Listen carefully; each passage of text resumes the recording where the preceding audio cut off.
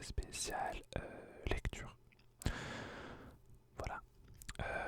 Alors oui, je m'excuse parce que l'éclairage fait n'importe quoi, j'ai l'impression. Je sais pas, j'arrive pas à régler ça sur mon nouveau téléphone. Et on va commencer du coup ce tag. Voilà, ça fait longtemps que j'ai pas fait un tag, donc je suis assez content.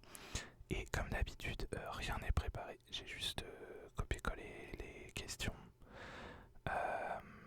Et puis voilà. Je vais y répondre. Il y a 25 questions du coup. Alors, la question numéro 1. Finir une série ou en commencer une nouvelle. Alors, il n'y a pas vraiment à réfléchir. Je pense que c'est commencer une nouvelle parce que sur toutes les séries que j'ai regardées dans ma vie, en fait, il y en a beaucoup que j'ai jamais terminé. Bon, surtout pour celles qui sont très longues. Mais ça, c'est un gros problème. J'aimerais bien les terminer. Mais voilà, du coup, dans la réalité, je commence plus de nouvelles séries que j'en termine. En fait, je pense. Même si maintenant les séries ont tendance à être beaucoup plus courtes. Et c'est plus simple de les terminer. Mais voilà. Question de fin triste ou joyeuse du coup. Alors pour un roman, oui en fait la première parlait de série, mais moi pour la première question, oui, j'ai parlé de série télé en fait dans ma tête, alors qu'on parle de livres là, tout va bien se passer, mais c'est la même chose dans tous les cas. Du coup question de fin triste ou joyeuse.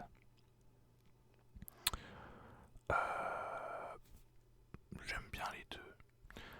Alors, j'ai pas précisé, j'ai beaucoup de mal à choisir, hein, vous devez peut-être le savoir si vous me suivez. J'ai toujours du mal à choisir, surtout dans des trucs l'un ou l'autre. Mais là, je vais essayer de vraiment donner une vraie raison. Enfin, une vraie réponse. Peut-être que j'aurai au moins un joker.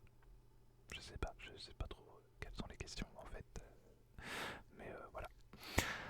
Bref. Alors, en vérité, j'aime bien les deux.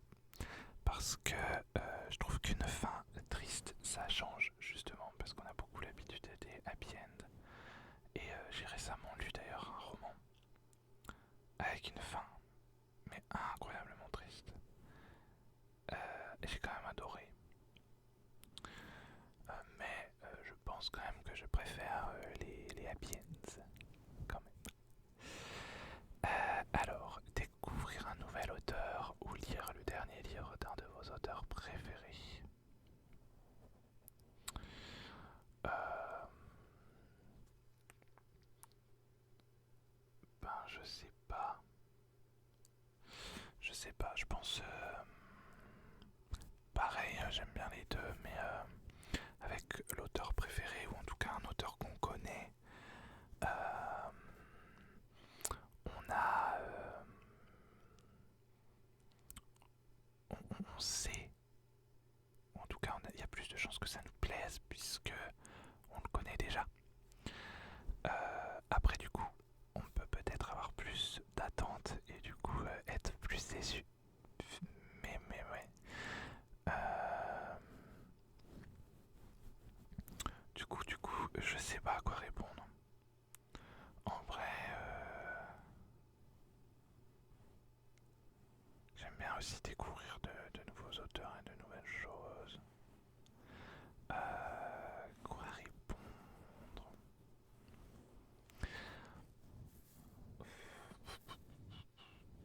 Allez, le dernier livre d'un auteur préféré peut-être, allez, on va dire ça, mais j'aime bien les deux.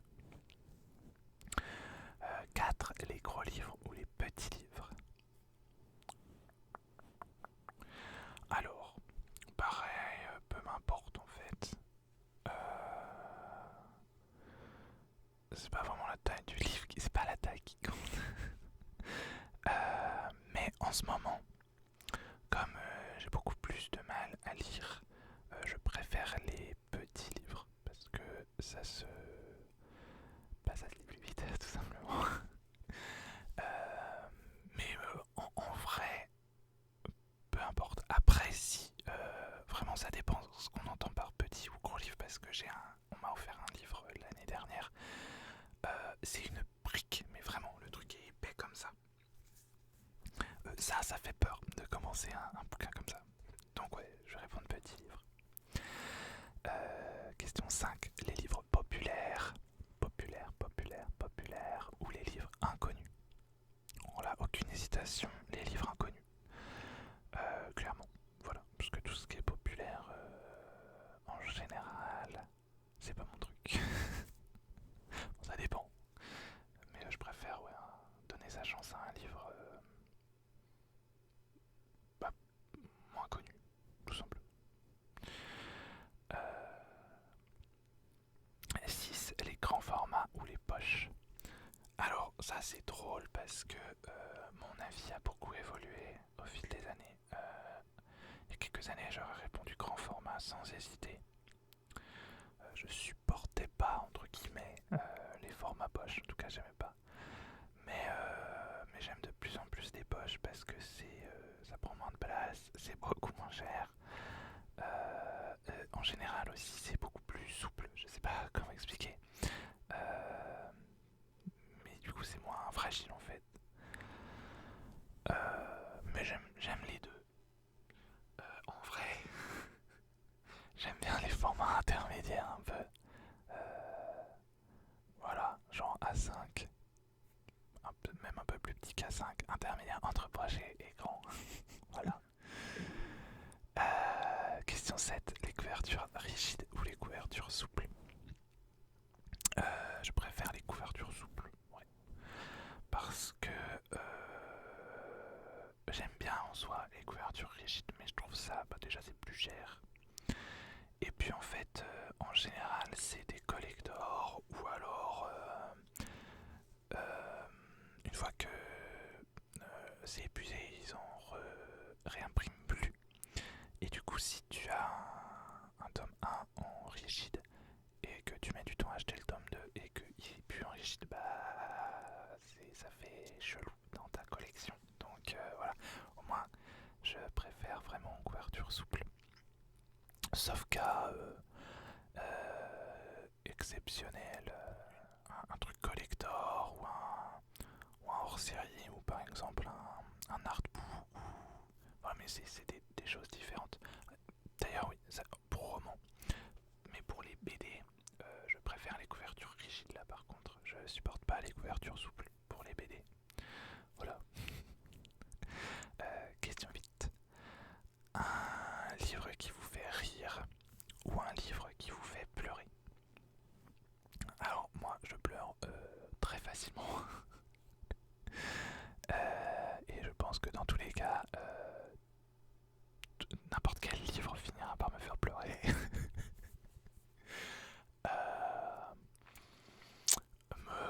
Rire, je pense.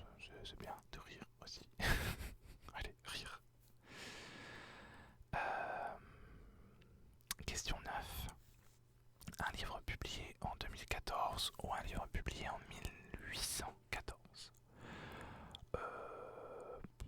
2014, je pense. Je suis pas forcément fan des classiques, comme on dit. Et puis 1814, c'est très vieux. Je sais même pas si j'ai lu des bouquins aussi vieux en fait. Après 1914, enfin 1900, dans les années 20, tout ça, pourquoi pas, genre les Agatha Christie, ou des trucs comme ça. Ça, j'en ai déjà lu. Mais 1814, c'est très vieux. Je sais pas du coup. Mais je pense 2014 quand même. Question 10. Un roman young adulte ou un roman pour adultes. Young adulte, sans hésiter. Je préfère largement le young adulte en fait. Voilà.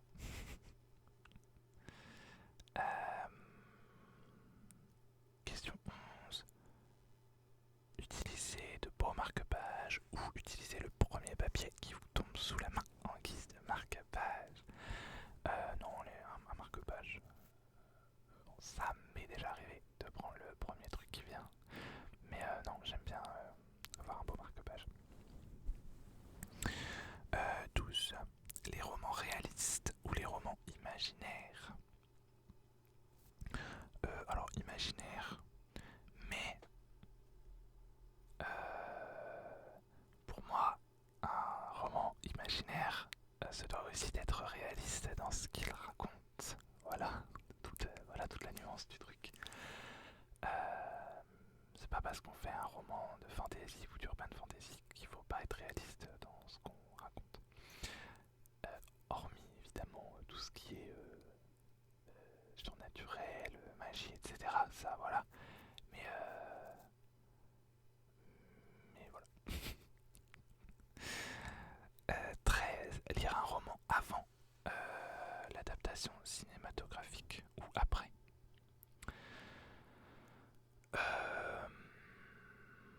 Alors, je dirais après, parce qu'en général, en lisant le bouquin après, on est beaucoup moins déçu par le film, du coup, puisqu'on n'a pas le livre en tête.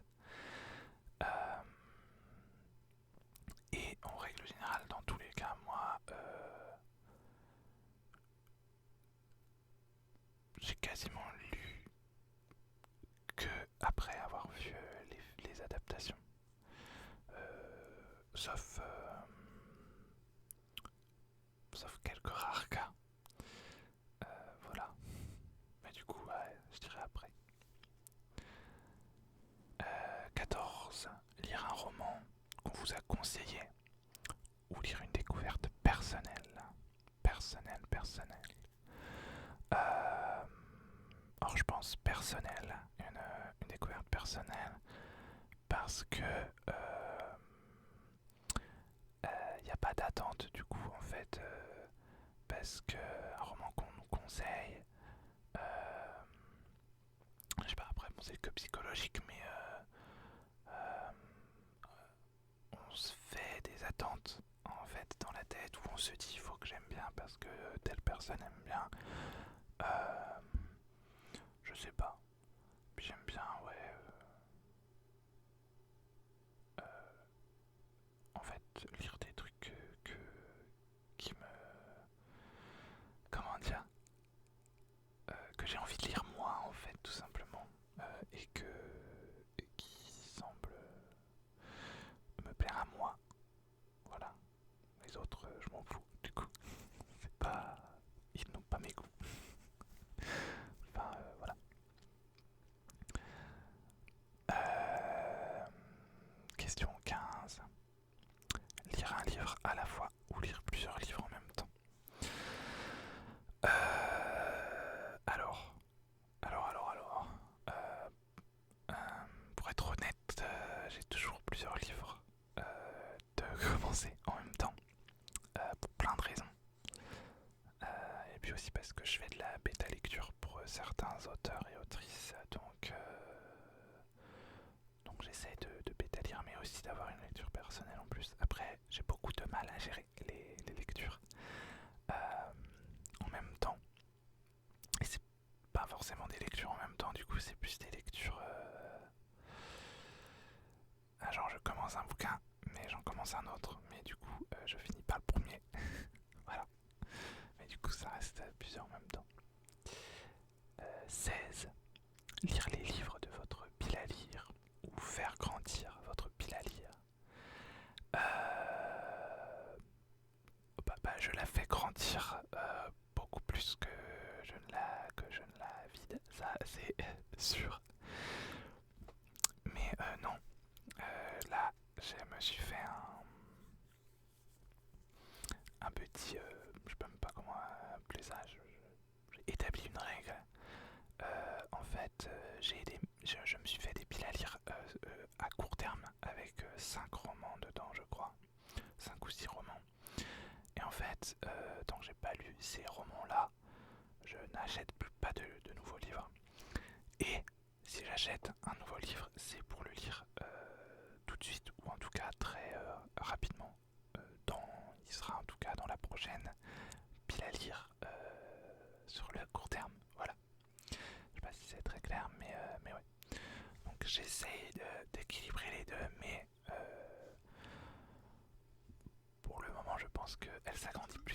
se vide. Alors, 17 livres papier ou e-book. J'ai une liseuse. Donc lire sur liseuse,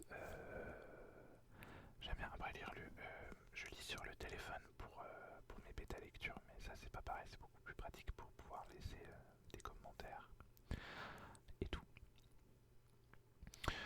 J'adore lire sur ebook, sur liseuse du coup, parce que c'est pratique. Il y a un rétroéclairage, enfin c'est pas un rétroéclairage, on m'avait disputé quand j'avais parlé de rétroéclairage une fois, mais bref, en tout cas c'est éclairé sur celle que j'ai. L'écran c'est clair. On peut lire dans n'importe quelle position, il n'y a pas de... Voilà, on peut agrandir, etc. Mais là, en ce moment, j'ai beaucoup plus envie de lire en papier. J'ai l'impression que c'est plus concret, enfin je sais pas comment dire, on voit vraiment ce qu'il nous reste à lire en fait. Même s'il y a les pourcentages et tout sur les e-books, là je vois bien qu'il me reste plein de pages ou pas beaucoup de pages, et puis voilà. Voilà, donc j'ai aucun problème avec les e-books, j'adore lire sur liseuse, mais je pense que je vais tirer le livre papier parce que dans tous les cas, je sais pas, c'est plus... je préfère, tout simplement. 18.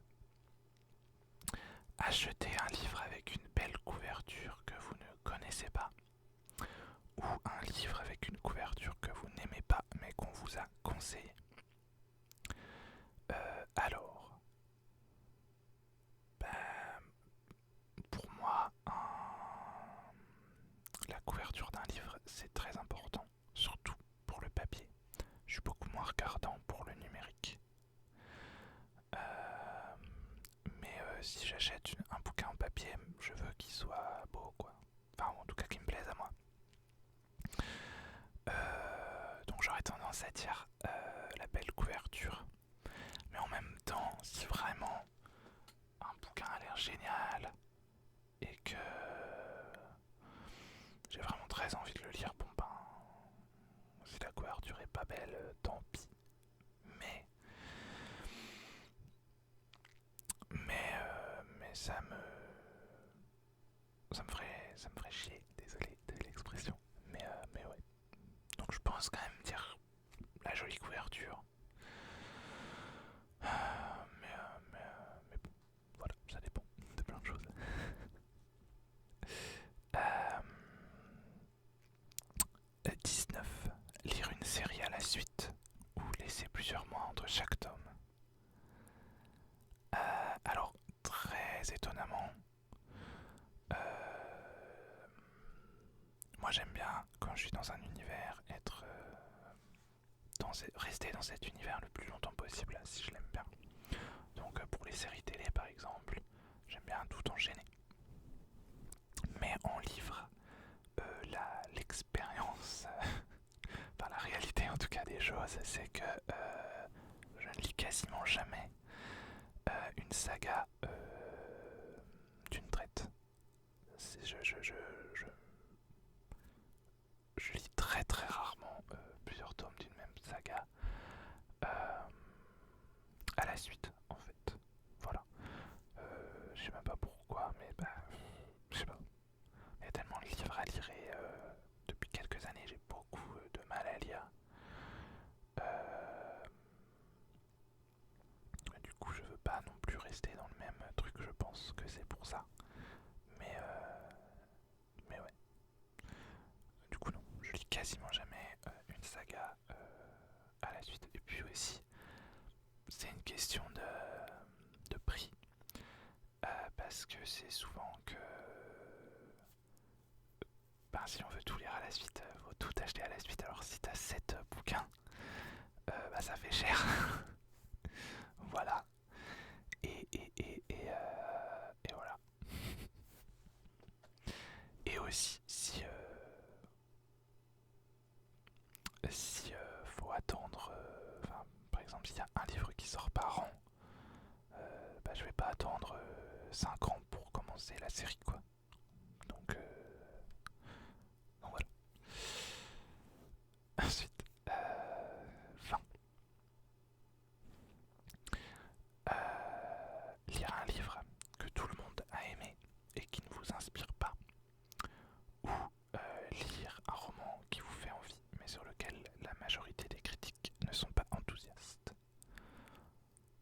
si vous avez suivi ce tag depuis le début, vous connaissez la réponse. Clairement, celui qui me fait envie en fait. J'avoue que je m'en fous un peu si les critiques sont mauvaises. Alors ça, tout dépend de la critique, évidemment, c'est au cas par cas.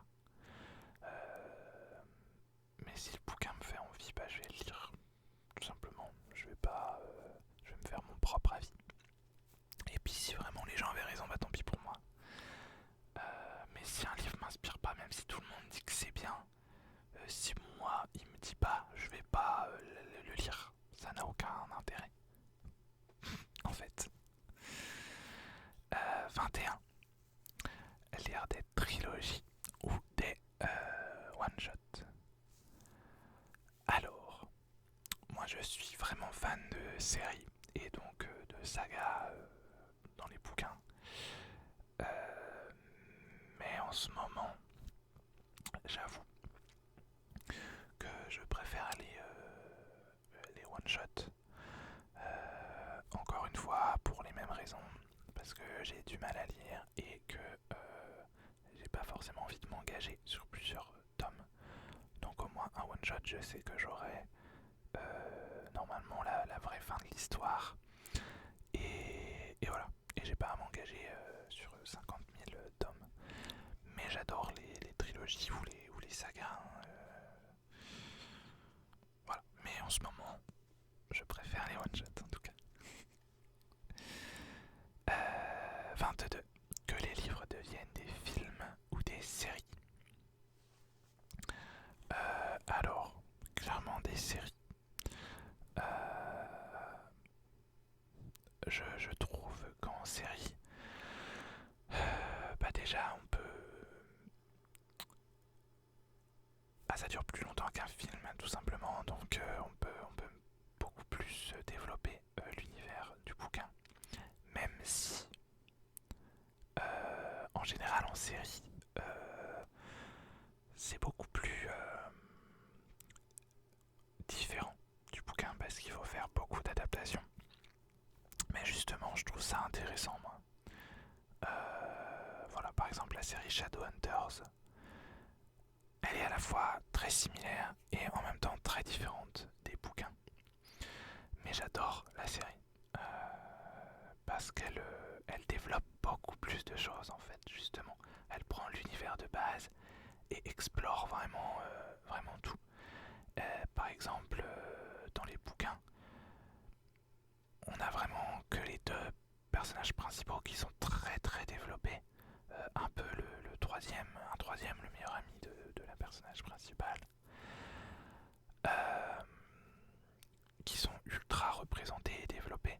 Alors que dans la série, on a tous les autres personnages et qui sont, bon, désolé, mais beaucoup plus intéressants que les personnages principaux, que je n'aime pas spécialement. Enfin, non, j'exagère, c'est pas que je les aime pas, mais je préfère les personnages secondaires de Shadowhunters. Voilà. Enfin non, personnages principaux dans les bouquins, c'est Jace, Clary et je considère Simon aussi comme un personnage principal. En tout cas, dans le troisième tome, c'est clairement lui le personnage principal, je trouve. Et il est génial dans le bouquin. Je l'ai préféré dans le bouquin que dans la série d'ailleurs. Parce qu'il me tape sur le système dans la série. Mais bon, ça, c'est autre chose. Mais voilà, ouais. Et du coup, je trouve qu'on peut plus développer un univers en série qu'en film. Tout simplement. Voilà. Et puis non, ils font souvent n'importe quoi en vrai en film, je trouve. Enfin, je sais pas, je suis pas. Après, je suis pas du genre à râler parce que telle ou telle chose est pas bien adaptée ou c'est trop long ou quoi, parce que bah, faut bien faire des choix. Et par exemple, pour rester sur Shadowhunters, je n'aime pas du tout l'adaptation en film parce que avant la série, il y a eu un film, The Mortal Instruments, et j'ai pas du tout aimé le film. Alors je l'ai vu une fois après avoir vu la série et j'ai déjà pas aimé, et je l'ai vu une seconde fois après avoir lu les bouquins et là c'était c'était mort quoi.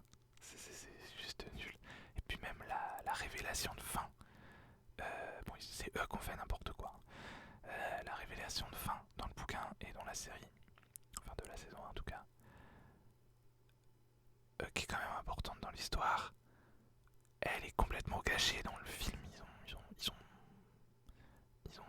Bref, c'est n'importe quoi. Mais les acteurs sont pas mal, il me semble, quand même, dans le film. Voilà, bref, tout ça pour dire que je préfère en série. De toute façon, je préfère les séries aux films, dans un sens général. Donc voilà. Alors, 23, lire 5 pages par jour ou 5 livres par semaine. Oh, 5 livres par semaine, ça fait beaucoup quand même. Faut pas exagérer.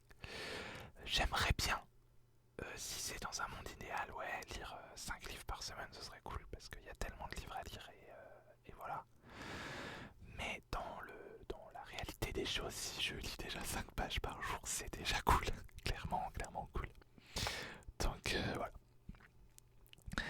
24e question, avant-dernière question. Ne lire que tes 20 livres préférés tout le temps ou ne lire que des livres nouveaux à vie.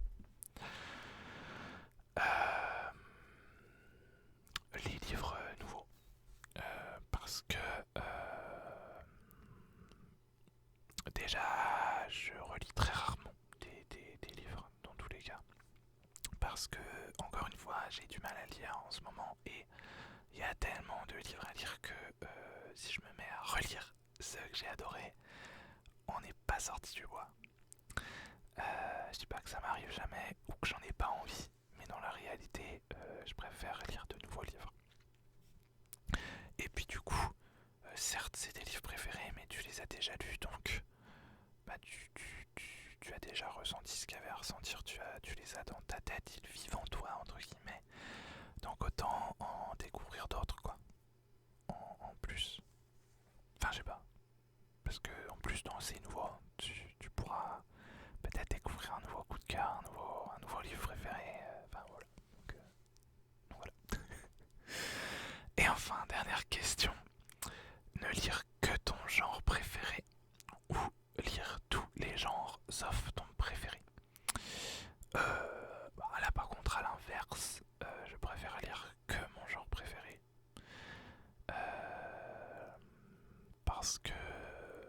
Parce que voilà, c'est beaucoup mieux. Enfin, je préfère lire mon genre préféré. En plus, moi, mon genre préféré, c'est la SFF. Enfin, c'est les gens de l'imaginaire, quoi.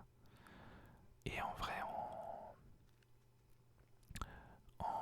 même si on prend que l'urban fantasy, on peut avoir énormément de sous-genres en fait. Donc tu lis que l'urban fantasy, mais tu peux très bien avoir une enquête, tu peux très bien avoir une romance, tu peux très bien avoir plein d'autres genres dans l'urban fantasy.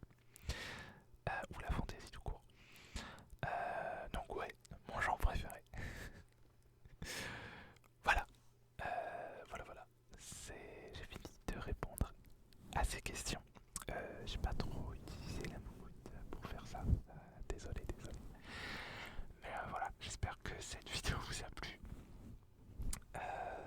Moi j'adore faire des tags. Proposez-moi des tags si vous en connaissez des sympas d'ailleurs dans les commentaires parce que j'ai du mal à en trouver en fait. Ou en tout cas des thèmes peut-être de tags aussi.